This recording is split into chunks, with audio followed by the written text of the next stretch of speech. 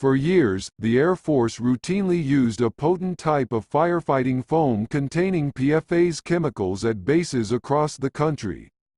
The State Environment Department now says the military is continuing to discharge wastewater likely to contain the chemicals. Under state law, the Air Force is supposed to monitor its wastewater for such substances but has failed to do so. According to a compliance order the department filed Thursday, the Air Force continues to ignore New Mexico's environmental laws.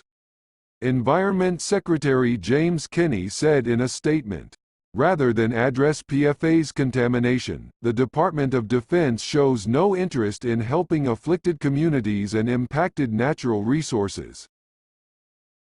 Ukraine's president called on Iran to fully accept its guilt for the downing of a passenger jetliner on Wednesday that killed 176 people. After initial denials and under growing international pressure, Tehran acknowledged on Friday that an Iranian surface-to-air missile had unintentionally brought down the plane, a Boeing 737 operated by Ukraine International Airlines. In one of his strongest statements since the disaster, President Volodymyr Zelensky said he appreciated that Iran had acknowledged what happened, but he demanded more answers. "The morning was not good today, but it brought along the truth," Zelensky wrote early Saturday morning on his Facebook page after a briefing from U.S. diplomats. "But we insist on the full acceptance of guilt. We expect Iran to pledge readiness to carry out a full and open investigation, to prosecute those responsible, to return the bodies of the dead, to pay compensations, to extend official apologies via diplomatic channels." Zelensky also requested that 45 Ukrainian experts already on the site have full access through the course of the investigation.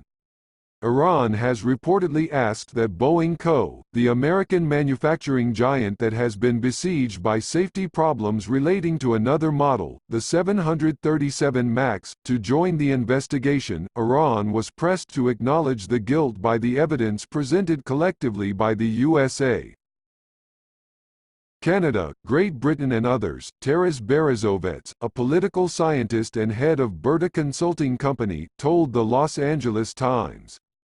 Yesterday in Kiev, U.S. diplomats handed over to the Ukrainian authorities all the evidence, including the data received from satellites. Among those on board the plane were 11 Ukrainians, 63 people from Canada, including 2 newlywed couples, both of Iranian ancestry, and a San Diego college student, her sister and their mother. The disaster has once again thrust Zelensky, a former comedian and actor who won election last April in a landslide, into the spotlight.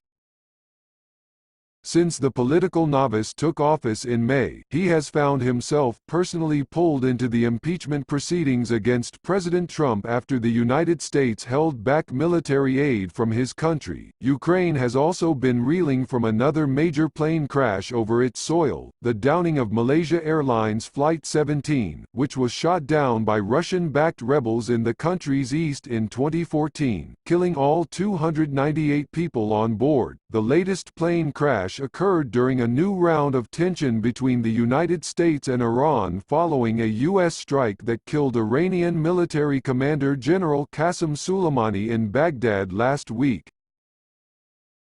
The Ukraine jetliner was shot down just hours after Iran fired more than a dozen short-range ballistic missiles at military bases in Iraq hosting U.S. troops.